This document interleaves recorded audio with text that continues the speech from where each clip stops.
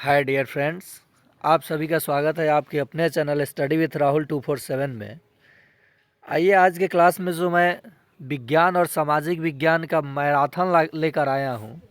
देखने में 20 प्रश्न है, लेकिन 20 चौका 80 यानी 80 प्रश्न, और वो भी सभी ज़बरदस्त प्रश्न मैं आपको कराऊंगा जो सक्षमता 3, बीपीएससी प्रधान शिक्षक 2 की तैयारी और बीपीएससी टीआरई 4 जैसे परीक्षाओं के लिए काफ़ी महत्वपूर्ण होगा। और सीटेट वालों के लिए मैं जल्द 3 से 4 सेट मैथ्स का देने वाला हूं जो रामबाण साबित होगा, और वो भी ट्रिक से। तो चलिए हम पहले इस सेशन को देखते हैं। इंग्लैंड में गौरवपूर्ण क्रांति कब हुई थी? तो इसका सही जवाब हो जाएगा 1688। तो इंग्लैंड में जो गौरवपूर्ण क्रांति थी ये रक्तहीन विहीन क्रांति के नाम से भी जानी जाती है, और ये 1688 में हुई थी। साथ ही साथ बात कर लें, यहाँ एक चीज़ और मुझे दिख रहा है 1789। तो ये फ्रेंच रिवॉल्यूशन, फ्रांस की क्रांति के नाम से आप जिसे जानते हैं, वो 1789 में हुई थी। फ्रांस की क्रांति याद रखिएगा। उस समय वहाँ का राजा, फ्रांस का राजा कौन था? किंग यानी सम्राट कौन था? तो लुई 16वां था। कौन था? लुई 16 था। चलिए नेक्स्ट प्रश्न हम लोग देखते हैं। नेक्स्ट प्रश्न है, अमेरिका की क्रांति कब हुई थी? तो अमेरिका की क्रांति 1774 में हुई थी। कब हुई थी? 1774 में अमेरिकी स्वतंत्रता संग्राम हुई थी। नेक्स्ट प्रश्न है, फ्रांस की क्रांति कब हुई थी? तो अभी मैंने चर्चा किया था, तो इसे 1 नंबर प्रश्न मान करके इसे आप लोग 1 नंबर प्रश्न मान लेंगे और कमेंट में जवाब देंगे कि फ्रांस की क्रांति कब हुई थी। चलिए नेक्स्ट प्रश्न पे चलते हैं। फ्रांस की क्रांति के समय वहाँ का राजा कौन था? चर्चा किया था मैंने, लुई 14वां, लुई 16वां, लेनिन या हिटलर। तो इसका सही जवाब हो जाएगा लुई 16वां। कौन था? लुई 16वां। और वहाँ के लोग कितने वर्गों में बटे थे? वर्गों में बटे थे। जहाँ भी वर्गों में विभाजन होगा इंसानों का, वहाँ क्रांति होना निश्चित है। 3 वर्गों में बटे थे, पादरी, कुलीन और कृषक वर्ग। पादरी, कुलीन और सामान्य वर्ग यानी कृषक वर्ग के नाम से आप लोग जानते हैं। चलिए नेक्स्ट प्रश्न की बात की जाए। भारतीय संविधान का पिता कहा जाता है? तो इसका सही जवाब हो जाएगा भीमराव अंबेडकर को। किसे कहा जाता है? भीमराव अंबेडकर को। बात कर लूँ डॉक्टर राजेंद्र प्रसाद की, तो यहाँ से 2 प्रश्न ध्यान में आपको आना चाहिए। भारतीय संविधान के अस्थाई अध्यक्ष कौन थे? तो डॉक्टर राजेंद्र प्रसाद जी थे। और भारत के प्रथम राष्ट्रपति कौन थे? तो ये भी डॉक्टर राजेंद्र प्रसाद जी थे। झंडा समिति, जो समितियां थी भारतीय संविधान के समय, तो झंडा समिति के भी अध्यक्ष डॉक्टर राजेंद्र प्रसाद जी ही थे। बात करूं भीमराव अंबेडकर की, तो प्रारूप समिति के ये अध्यक्ष थे। बात कर ली जाए BN राव की, तो ये संवैधानिक सलाहकार थे। ये प्रश्न बहुत बार पूछा गया है SSC में। तो BN राव कौन थे? तो भारतीय संवैधानिक सलाहकार थे। और सचिदानंद सिन्हा जो कि अस्थाई अध्यक्ष थे। अस्थाई, देखिए प्रश्न यहाँ अगर आपको मिले कि भारतीय संविधान के अस्थाई अध्यक्ष कौन थे, तो सचिदानंद सिन्हा के साथ जाइएगा। अगर प्रश्न आ जाए कि अस्थाई अध्यक्ष कौन थे, तो डॉक्टर राजेंद्र प्रसाद जी के साथ जाइएगा। चलिए अगला प्रश्न है, भारतीय संविधान के प्रारूप समिति के अध्यक्ष कौन थे? तो इसे 3 नंबर प्रश्न मान करके आप कमेंट में जवाब देंगे कि प्रारूप समिति के अध्यक्ष कौन थे।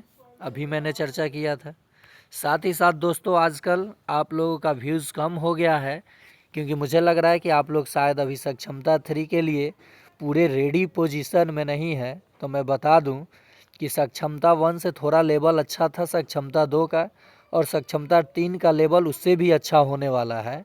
तो इसलिए आप कंटिन्यू रहिए, लाइक कीजिए या ना कीजिए, वीडियोस देखिए, ताकि आपको कोई भी नया प्रश्न मिले तो मैं टारगेट किया ही हूँ कि इस बार दोनों का रिकॉर्ड तोड़वा देना है। सक्षमता 1 और 2 का हाईएस्ट स्कोर देखता हूँ किन शिक्षक का आता है।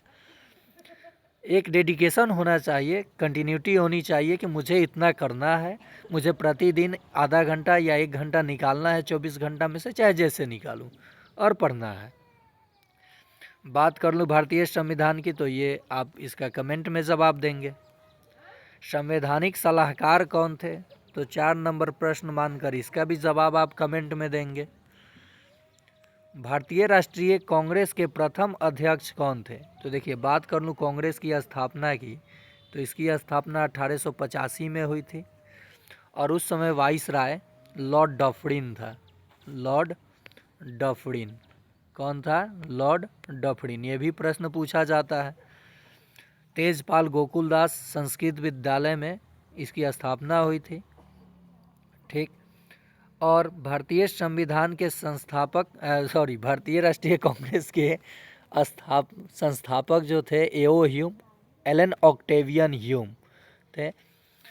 बात की जाए प्रथम अध्यक्ष की, तो WC बनर्जी, वेमेश चंद्र बनर्जी थे, ठीक है।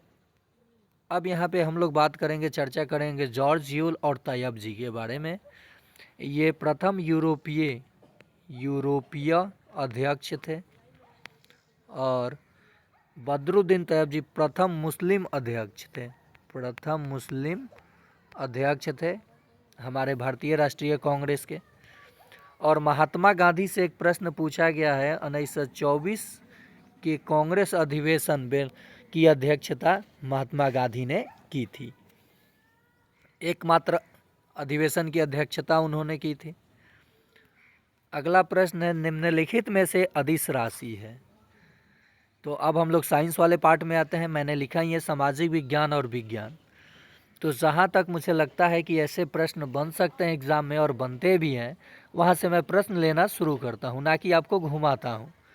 और हाँ, एक रिक्वेस्ट है कि अगर आप देख रहे हैं तो लाइक करें और शेयर करें। निम्नलिखित में अदिश राशि है, तो अदिश, अरे यार सदिश, यहाँ एक काम कीजिए, देखिए समय, चाल और विद्युत धारा, ये तीनों अदिश राशि है, क्योंकि इसके पास केवल परिमाण है, दिशा नहीं है। परिमाण है लेकिन दिशा नहीं है। और वेग जो है सदिश है, तो यहाँ सदिश ना करके, अदिश ना करके सदिश कर लीजिए। सदिश राशि है, तो आंसर क्या हो जाएगा? वेग। समय का मात्रक देख लीजिए, समय का ऐसा ही मात्रक होता है सेकंड। क्या होता है? सेकंड। चाल का मीटर प्रति सेकंड, वेग का भी मीटर प्रति सेकंड, लेकिन ये विस्थापन बटा समय होता है। विद्युत धारा का एम्पियर। क्या होता है? एम्पियर। नेक्स्ट प्रश्न है, प्रतिरोध का ऐसा ही मात्रक होता है? तो प्रतिरोध का ऐसा ही मात्रक होता है ओम। और यहाँ पे कूलम जो है ये आवेश का मात्रक होता है, आवेश का। और वोल्ट जो है विभव और विभवांतर का ऐसा ही मात्रक होता है। एम्पियर विद्युत धारा का ऐसा ही मात्रक होता है एम्पियर। और ओम प्रतिरोध का। आवेश का ऐसा ही मात्रक क्या होता है? 5 नंबर प्रश्न का जवाब कमेंट में, ओम, एम्पियर, कूलम या वोल्ट। विद्युत धारा का ऐसा ही मात्रक क्या होता है? 6 नंबर प्रश्न मान लीजिएगा इसे, और कमेंट में जवाब दीजिएगा। प्रकाश के परावर्तन के कितने नियम हैं? तो प्रकाश के परावर्तन के 2 नियम हैं। कितने नियम? 2 नियम, ठीक है। कितने नियम? तो 2 नियम। आपतित किरण, परावर्तित किरण और उस पर डाला गया विलंब, तीनों एक तल में होते हैं, पहला नियम। तो डिफिनीशन से क्या मतलब है? आपतन कोण परावर्तन कोण के बराबर होते हैं, ये दूसरा नियम। तो प्रकाश के परावर्तन के कुल 2 नियम हैं। बात कर ली जाए निकट दृष्टि दोष का निवारण किया जाता है, तो निकट दृष्टि देखिए, दर्पण तो भूल जाइए, दर्पण से दृष्टि दोष का निवारण नहीं होता है। अब रहा 2 ऑप्शन, उत्तल लेंस और अवतल लेंस। तो यहाँ मैं आपको ट्रिक बता रहा हूँ, ध्यान में रखिएगा। निकट, निकट में 3 वर्ड है, देखिए 3 का 4 और 2 का 3। निकट 3 वर्ड है, तो 4 वर्ड वाला लेंस इसमें इसके निवारण में लगेगा। तो अवतल लेंस 4 वर्ड है, तो ये आंसर हो गया। अगर रहता दूर दृष्टि दोष का निवारण, तो दूर में 2, तो यहाँ 3, यानी उत्तल लेंस इसका आंसर हो जाएगा। तो 2 का 3, 3 का 4, दूर दृष्टि दोष, तो दूर में 2 वर्ड, तो 3 वर्ड वाला लेंस। दर्पण कभी यूज नहीं होता है। 2 का 3, 3 का 4, निकट दृष्टि दोष, तो निकट में 3 वर्ड, तो 4 वर्ड वाला लेंस का प्रयोग होगा। चलिए अगला प्रश्न, प्रथम प्रतिजैवी की खोज किसने की थी? तो इसका सही जवाब हो जाएगा फ्लेमिंग। नेक्स्ट, निम्नलिखित में से कौन सा अधातु द्रव अवस्था में पाया जाता है? अधातु की बात की गई है, तो इसका सही जवाब हो जाएगा ब्रोमीन। बात कर लूँ धातु की, कौन सी धातु द्रव अवस्था में? तो ये हो जाएगा पारा, जो थर्मामीटर में भरा रहता है। नेक्स्ट है ग्रेफाइट, ये ऐसा अधातु है जो विद्युत का सुचालक होता है। सोडियम, जो किरोसिन में डुबा के रखा जाने वाला धातु है, किरोसिन में डुबाकर रखा जाने वाला, ये सॉफ्ट भी होता है, इसे चाकू से काटा जा सकता है। कौन सा अधातु विद्युत का सुचालक है? 7 नंबर प्रश्न मानकर कमेंट में जवाब। ऑप्शन है पारा, सोडियम, ब्रोमीन या ग्रेफाइट।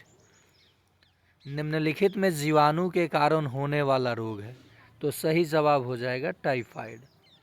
यहाँ मलेरिया से बहुत बार प्रश्न पूछा जाता है। सिनकोना के पेड़ के छाल से इसकी दवा बनती है। रोनाल्ड रॉस ने इसकी खोज की, मलेरिया प्रतिजैविक की। और ये प्रोटोजोआ के कारण होने वाला रोग है। मादा एनाफिलीज के काटने से, मच्छर के काटने से मलेरिया होता है। डेंगू मादा एडीज के काटने से होता है। अगला प्रश्न है, हाँ उसका जवाब दिया कि नहीं, टाइफाइड जो है ये जीवाणु जनित रोग है, मादा एडीज के काटने से होता है। एनाफिलीज नहीं बोला हूँ, मादा एडीज के काटने से कौन सा रोग होता है? 8 नंबर प्रश्न आप लोगों के लिए, कमेंट में जवाब। 2 तो काट देता हूँ मैं, अब इस 2 में से आपको ऑप्शन देना है। पानी से भरे किसी बर्तन में पड़ा हुआ सिक्का उठा प्रतीत होता है, या मछली अपने वास्तविक स्थिति से उठी प्रतीत होती है, या रॉड ग्लास में टूटा प्रतीत होता है। इस सब का कारण है प्रकाश का अपवर्तन, परावर्तन नहीं, प्रकाश का अपवर्तन। प्रिज्म में प्रकाश के विभिन्न रंगों में विभाजन कहलाता है। देखिए, प्रिज्म से जब प्रकाश गुजरता है तो 7 रंगों में ये विभक्त हो जाता है। 7 रंगों में, कितने रंगों में? 7 रंगों में ये विभक्त हो जाता है। ठीक है, तो ये कहलाता है प्रकाश का वर्ण विक्षेपण। क्या कहलाता है? प्रकाश का वर्ण विक्षेपण। जीव विज्ञान के पिता कहलाते हैं तो अरस्तु। कौन कहलाते हैं? अरस्तु। और जीव विज्ञान की 2 शाखा हैं, एक जंतु विज्ञान और एक वनस्पति विज्ञान। तो वनस्पति विज्ञान के पिता कौन कहलाते हैं? तो उसका सही जवाब आपको थियोफ्रेस्टस हो जाएगा। विटामिन बी की कमी से होने वाला रोग है, तो vitamin B, B beriberi, B beriberi, ऐसे याद रखिएगा, B beriberi. Scurvy C की कमी से, रतौंधी ए की कमी से, रिकेट्स डी की कमी से। शरीर का सबसे बड़ा ग्रंथि है, तो इसका जवाब आप लोगों को 8 नंबर प्रश्न मान करके कमेंट में जवाब देना है। यकृत, अमाशय, लार या थायराइड। मानव शरीर में औसतन कितने लीटर रक्त होता है? तो सही जवाब हो जाएगा 5 से 6 लीटर। कितना? 5 से 6 लीटर। तो ये था आज का आखिरी प्रश्न। उम्मीद करते हैं ये प्रश्न आपको देख कर के ही समझ में आता होगा। स्टडी विथ राहुल 247 चैनल पे जो भी प्रश्न आपको दिया जाता है, प्रीवियस एग्ज़ामों से ले कर के उस पे कुछ नए प्रश्नों को ऐड करके आपको प्रश्न दे दिया जाता है, जिसकी एग्ज़ाम में पूछे जाने की चांसेस 90 to 100% बन जाती है। तो आप इस चैनल को जल्दी सब्सक्राइब कर लें, और अभी तक बेल आइकन नहीं दबाए हैं, सब्सक्राइब किए हैं तो बेल आइकन दबा लें। मैं बहुत जल्द 5 सेट देने वाला हूं ब्रह्मास्त्र सीटेट के लिए, दिसंबर 2024 जो अभी एग्ज़ाम होना है उसके लिए। और आगे मैं सक्षमता के लिए क्लास और बीपीएससी प्रधान शिक्षक 2.0 और बीपीएससी टीआरई 4 की क्लास कंटिन्यू रखूँगा, और रिज़ल्ट गारंटेड।